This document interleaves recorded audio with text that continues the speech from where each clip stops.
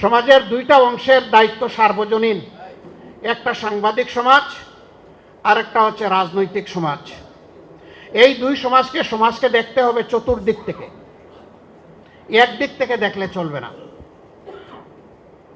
খোলা চোখ দিয়ে দেখতে হবে, বন্ধ চোখ দিয়ে নয়। দুই চোখ দিয়ে দেখতে হবে, এক চোখ দিয়ে নয়, যাতে ইনসাফ কায়েম হয়। যারা এই মহৎ কাজে জীবন বাজি রেখে লড়াই করে যাচ্ছেন, নিঃসন্দেহে আপনাদের এই জব, আপনাদের এই কাজ খুবই চ্যালেঞ্জিং। বহু জায়গায় কাজ করতে গিয়ে আপনারা, সত্য তুলে ধরতে গিয়ে আপনারা বিভিন্ন সময় নির্যাতনের শিকার হন। আপনাদের জীবনও গিয়েছে দফায় দফায়। আমরা আপনাদের প্রতি গভীর শ্রদ্ধাশীল। আমরা আমাদের পক্ষ থেকে আপনাদেরকে নিশ্চয়তা দিচ্ছি, আশ্বাস নয়। আপনাদের সঙ্গত, ন্যায়সঙ্গত, সত্য নির্ভর সকল কাজে আমাদের সম্পূর্ণ সহযোগিতা পাবেন।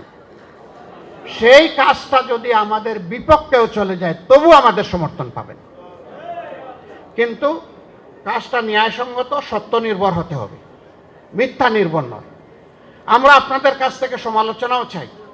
পত্রিকার দুইটা পার্ট, একটা হচ্ছে নিউজ আর একটা হচ্ছে ভিউজ।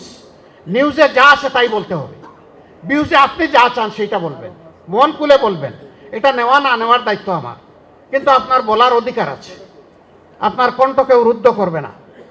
আমরা সংবাদপত্র তাজা হয়ে জীবন্ত হয়ে থাকুক আমরা চাই। একটা প্রভাবশালী দেশের একজন কূটনীতিক আমার সাথে সাক্ষাতের শেষ পর্যায়ে এসে বললেন, আপনারা তৈরি থাকুন, যদি জনগণের সমর্থন নিয়ে আপনারা, উনার ভাষায় ক্ষমতা, আমরা ক্ষমতা বলি না, আমরা বলি দেশ সেবার সুযোগ পান, তাহলে মিডিয়ার একটা অংশ আপনাদের উপর ঝাঁপায় পড়বে।